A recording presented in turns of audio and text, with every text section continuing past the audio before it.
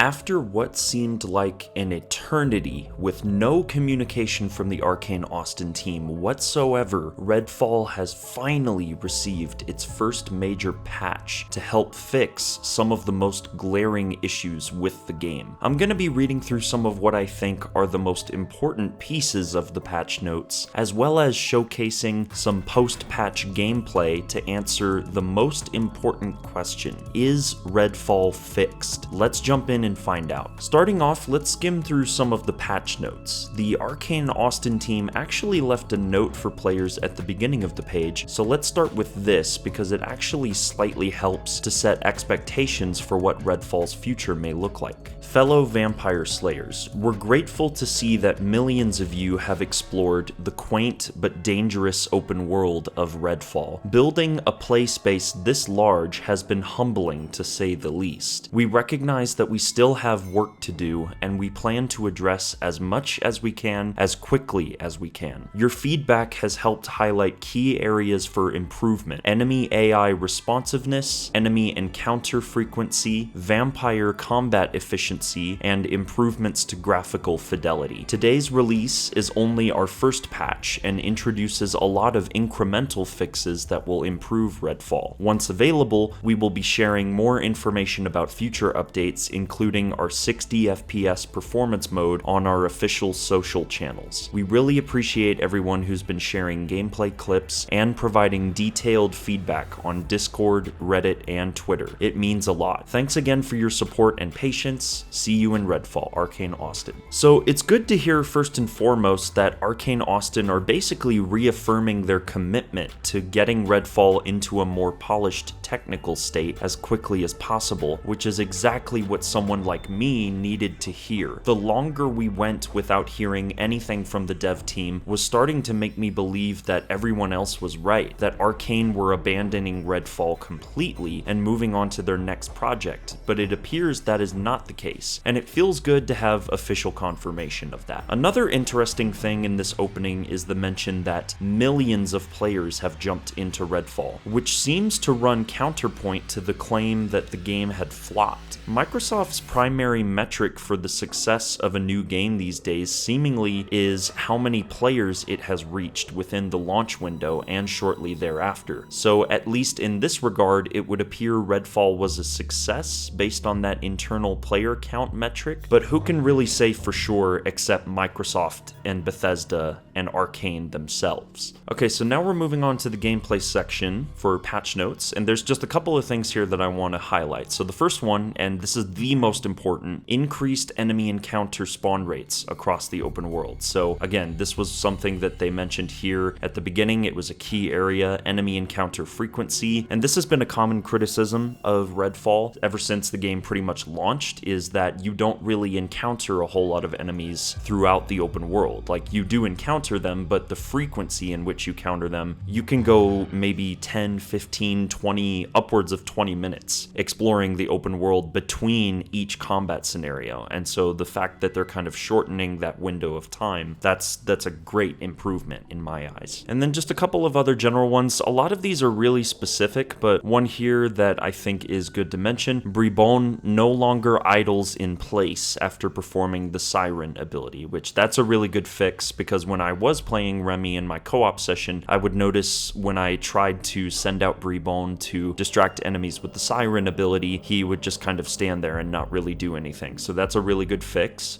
General mission fixes and improvements, just kind of a generalized statement there. There's a couple more specific ones in here in this list that you can just kind of read through. I am going to be linking, I should have probably mentioned this at the beginning, but I am going to be leaving a link to the patch notes in the description of the video. So if you're curious to read through them for yourself, you can kind of look down in the description and that's where you'll find the patch notes. We move on to the combat section here. Fixed multiple instances of enemies appearing unresponsive in combat. Again, here's a fix to the busted AI that a lot of people have complained about, myself included. So that's really good that they're already addressing some of, or really one of the most blatant issues with the game is the enemy AI. Improved improved vampire melee attacks to increase chances of hitting players in motion. So this is a really good one because oftentimes if a vampire is just lunging at you and meleeing you, you can pretty much just kind of shimmy yourself out of the way. So this is a good fix, so that way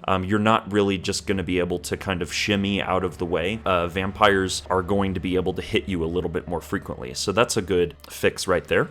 Cultist and Bellwether enemies received general improvements to their combat behaviors, including faster reaction times. Again, really good improvement here because fixing the human AI was one of the top priorities in my eyes. That was one of the things they needed to absolutely fix. So including faster reaction times and just kind of general improvement to their combat behaviors, that's a really good fix. The Rook is now more relentless and will now hunt down all living party members, kill or be killed. Sounds utterly terrifying. Rook Storm lightning bolts will no longer hit players through rooftops and most other unexpected situations.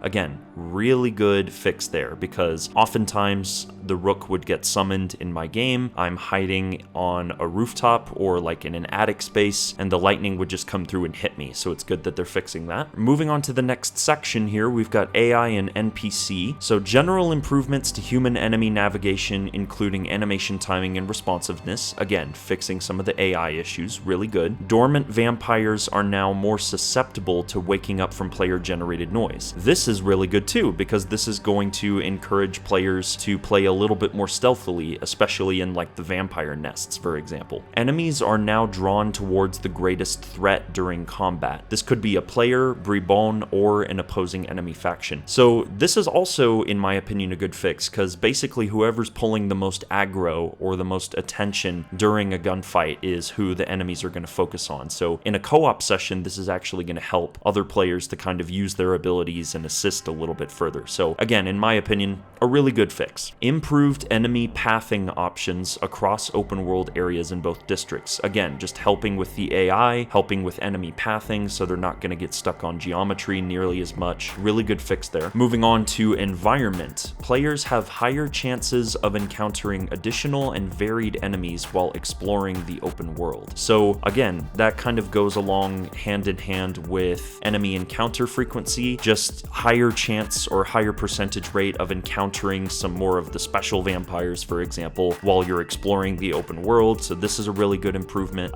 This one is really more specific, but this is good for me because I always found this one to be kind of annoying. Vampire Nest exit door will now appear correctly in the shipyard heart instance. So in Vampire Nests, all of the tiles and the maps, they're all procedurally generated, but occasionally you'll come to the end where the vampire heart is located in a shipyard with a bunch of large shipping crates. When you blast open the loot rooms, sometimes, well, not even sometimes, pretty much all the time, the vampire nest exit door doesn't even appear. So this is a good fix. So that's going to basically improve that. Improved many instances of visual issues at a distance, including materials and model adjustments. So we're starting to get into graphical improvements. So it's good that they're improving the game graphically. Improved lighting and audio processing in many interior spaces in both districts. Again, graphical and performance improvements. Skybox updates to prevent extreme star flickering, and general improvements to collision detection and asset placement throughout both districts. So that's going to help with navigating the open world. Moving on to performance and stability, fixed an issue that was preventing certain decal streaming textures to fully load in, causing them to appear blurry. This has been in my opinion, pretty big issue where textures would just not load in at all. They would just constantly be blurry. They just wouldn't fully load in. So that's a good fix. Improved frame rate performance in Bloody Tom and Miss Whisper psychic spaces and boss arenas. That's a pretty good fix. I never really ran into any frame rate issues in either of those boss fights or those psychic spaces, so it seems a little bit odd for them to issue a fix for that here, but still good nonetheless. Improved lighting performance in psychic spaces. Again, good fix. Blood pool particle reflections no longer excessively flicker, optimized VFX particle counts, emitters, and spawn rates for the following effects: shield and inspiration enemy trait effects, environmental fire and smoke effects in the Bladewell campgrounds, hero ability effects including Layla's umbrella and Jacob's heartstopper, Bloody Tom's slam effect and Miss Whisper's death effects, floating dust particle effects, gravelock effects, psychic echoes, nest area of influence effects, effects when placing underboss skulls on vampire god pedestals, and blood tree disintegration effects. So improving the actual particle effects graphically, that is going to really help.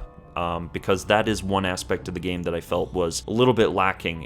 In the trailers, they made it look a lot nicer than it actually was. So hopefully now, particle effects will look a little bit closer to how they looked in the trailers. Optimized memory usage when using Jacob's Raven ability, kind of a weird fix there. Never really noticed an issue with that, but anyway. And general improvements to stability. So that's all pretty good fixes, all in all. So moving on to the multiplayer section, increased the chances of players encountering enemies with special traits in multiplayer sessions. So that doesn't necessarily mean that you're going to be encountering more of the special vampires. Well, I mean, you will if you're playing in co-op. The difficulty is just going to progressively scale up. But this is for enemies with special traits. So like the floating shields, buffing other enemies, giving other vampires or other cultists shields, like the special traits, stuff like that. And then they have some accessibility improvements, which this section, to be completely honest, it doesn't really apply to me all that much. Just a little bit biased in that regard, but anyone who is interested in the accessibility fixes that they've listed here, again, just to reiterate, I'm going to have a link to the patch notes in the description of the video if you want to read more about these for yourself. The last section we're just going to cover here is user interface. Tutorial blades are now more responsive when multiple are stacked on top of one another. So when the tutorial blades would pop up on the right side of your screen during gameplay, that always was like super distracting, so this seems like it's a pretty good fix for that. Enemies will no longer lose nameplates and health bar information when canceling fast travel. That is a bug that I've run into, so it's good that they're fixing that. Weapons loadouts will no longer swap into weapon inventory when starting new game sessions in quick succession. Safe house keys have been added to the key ring. The Rook storm meter now appears more consistently in-game and in the map, as well as general improvements to menu navigation and feedback. So all in all, pretty decent first patch, at least as far as the notes are concerned. It's one thing for me to read through these, and it's another thing for me to experience them in-game. So we are going to go ahead and transition over now to some post-patch gameplay, and I'm going to show you guys, hopefully, whether or not there have been some genuine fixes to the issues that were listed here. Going back up to the top of the article, once again, the stuff that we're going to be focusing on is enemy AI responsiveness, enemy encounter frequency, vampire combat efficiency, and improvements to graphical fidelity. So these are the four that I'm going to be focusing on for this gameplay segment. So let's go ahead and switch on over. Alright, so here we are in the fire station, and the very first thing to point out is the logo that's on the floor tiles has actually loaded in. So one of the issues... Don't forget to take care of yourself too. Anyway, so one of the issues mentioned in the patch notes was some of the textures wouldn't load in properly. So that is just one great example, because that logo on the floor would never load in properly at all. Some of the lighting they mentioned in the interior spaces looks a little bit better. I don't really see much of a difference here, to be completely honest. During the cutscenes, now this I do kind of notice a little bit of a change in the lighting, specifically on Layla's hair. Like, it's just a lot more visible. Essentially, you can see a lot more detail on the character's skin and their clothing. The lighting is just way better in these kind of slideshow cutscenes, more or less. So another fix that is worth kind of pointing out that was mentioned in the patch notes. Okay, now we're outside the fire station. Gonna just use the lift to hop over the fence, because they improved some of the particle effects for Layla's abilities, specifically the umbrella, but the lift also as well. So, and now this is going to be one one of the big tests just to kind of see if the frame rate tanks, because previously, prior to the patch, my frame rate would always tank when I'm looking out at this large vista, basically just looking out over the entirety of the open world. And happy to say that I'm not really getting any sort of frame drops, which is really nice. Although there could still be, yeah, there's some stutter. So the stutter has still definitely not gone away, which is a real shame. Now we can kind of test out some of the vampire AI. He's just going to teleport away. Just going to blast him with the shotgun. Give me a taste. And slightly improved particle effects when the vampires disintegrate after you stake them. So only really slight improvements there, at least based on what I can see visibly. All right, skipping ahead a little bit here to a vampire nest. Gonna just load in and kind of test out some of the vampire AI. See if they're a little bit more responsive. So one of the improvements that they had mentioned was that the vampires are more likely to hit you while you're trying to strafe around them, which, yeah, based on some of the gameplay that you're seeing, I mean, they at least seem to be teleporting around a lot more, but a UV beam makes quick work of that. So vampire AI, this maybe isn't the best clip to be showing this off in, but some of the vampire AI definitely still needs some work, especially when you consider that you can just kind of UV them and just kill all of them, just like I am here.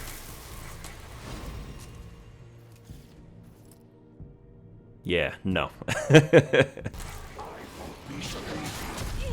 Okay, so yeah, right there, they absolutely demolished me, the vampires. So as you can see, it's not so simple as to just strafe left or right out of the direction of their melee attacks, which is how it used to be prior to the patch. But now they've made fighting the vampires just a wee bit more difficult. Not by much, but there's definitely been some improvements made for sure. And I'll just be dying so much more in the gameplay that you guys are currently watching. Now skipping ahead a little bit here, I'm encountering some of the siphon vampires, which that's another thing that they improved, is you're encountering a lot more of the special vampires. You see them pop up way more frequently than you did before. So this siphon, right before he takes me out, I managed to stake him, take him out. Another really good change here is you can actually see the medical syringe when you go through the healing animation. Small fix, because prior to the patch, you couldn't even see the syringe that would heal you before. Like, your health bar would just magically shoot back up to full HP, and you wouldn't even see your character inject themselves with anything. So that's another really notable fix that I noticed just kind of playing through the game normally. Okay, now kind of moving on to testing out some of the human AI, which Arkane Austin have claimed they made some incremental improvements to their responsiveness, their animation timing, just their general combat efficiency.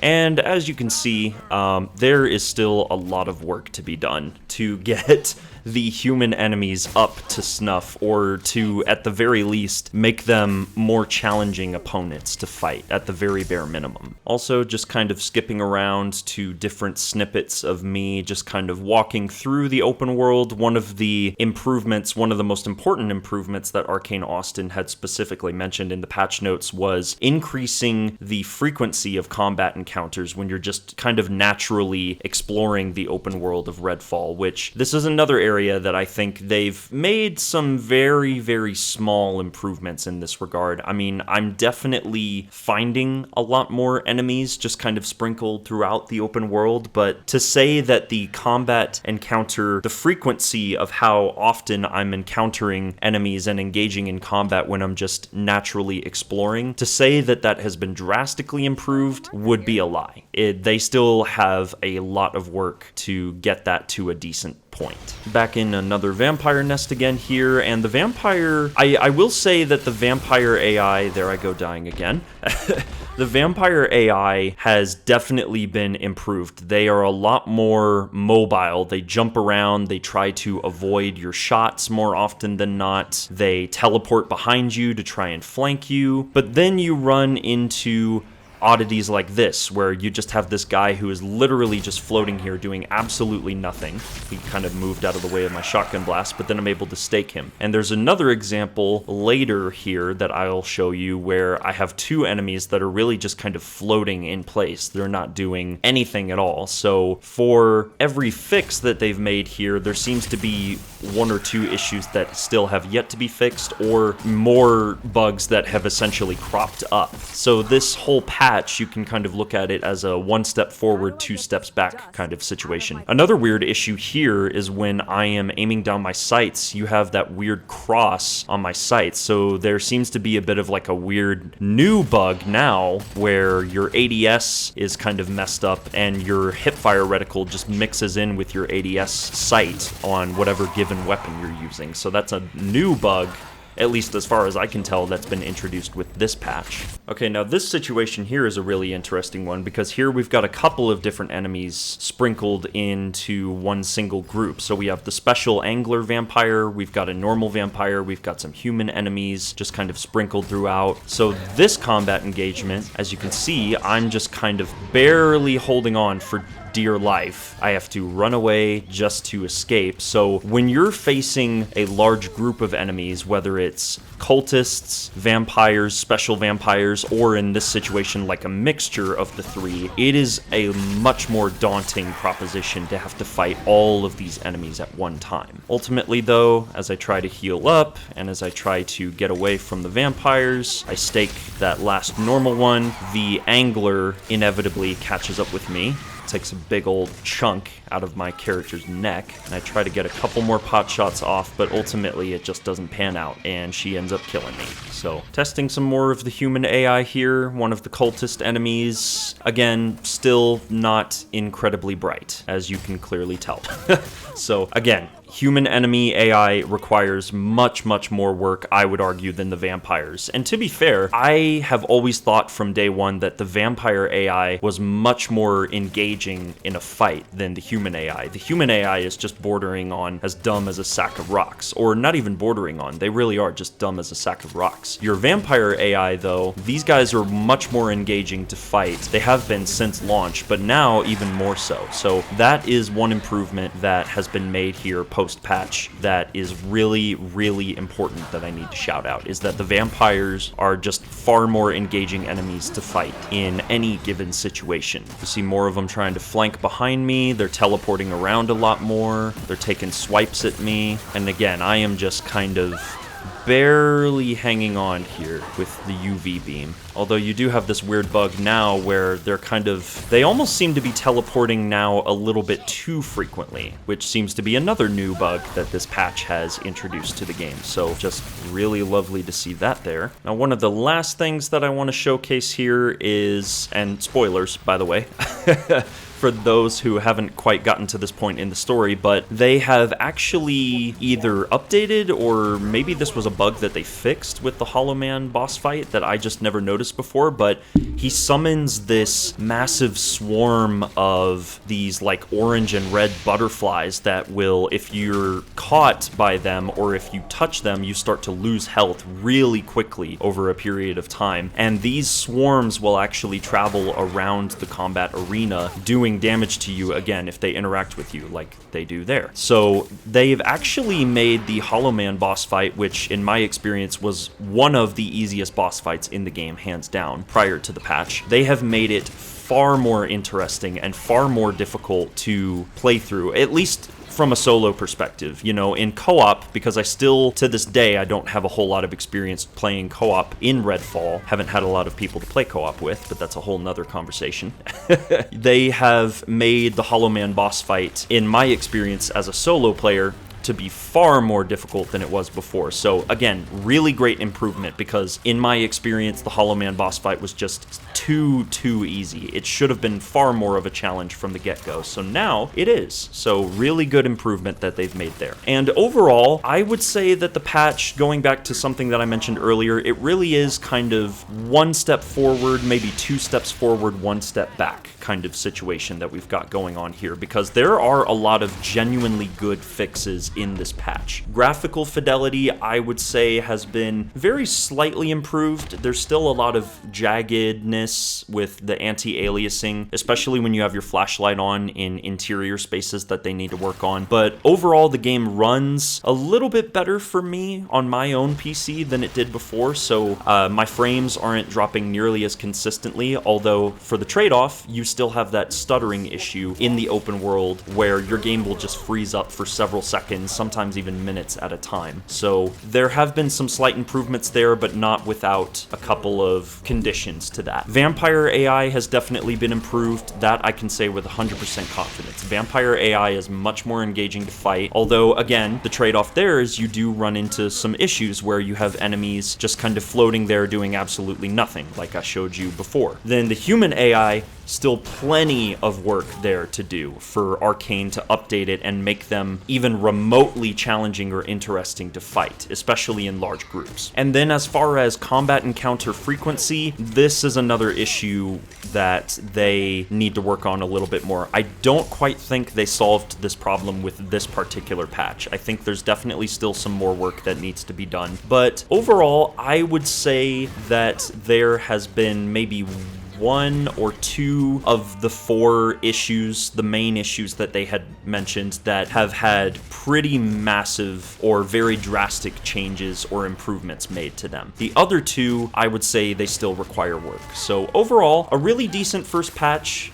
Some good things, some bad, but now the most important thing is what you guys think. Have you guys played Redfall after the most recent patch has dropped? What are your thoughts about it? Let me know in the comments down below. I'd love to engage with you guys and just kind of talk about what your thoughts are about the patch and if you guys have seen any improvements in your own game. So definitely let me know in the comments down below. Once again, guys, if you did enjoy the video, please consider leaving a like and sharing it around with other members of the Arkane Outsiders and Bethesda community. It really helps the channel to grow and get noticed. Consider subscribing to the channel for more Redfall content to come in the future as more patches continue to get rolled out. And also be sure to hit that notification bell so you never miss another upload. Thanks for watching again, everyone. Before I let you all go, I just want to also say that I do have some more kind of varied content coming in the future. I have a video that I want to make on the Starfield Direct and the Xbox Showcase that was held about a week ago, probably by the time you watch this video. So I'm gonna have kind of some different content coming over the next couple of weeks and months. So keep your eyes peeled for that. And if you guys do enjoy it, please let me know if you want to see more, because I really do want to kind of branch out and not just be the Arkane Studios guy. I want to be able to cover more content besides just Arkane Studios. But beyond that, I want to just once again thank all of you for watching this video, and remember that the outsider walks among us.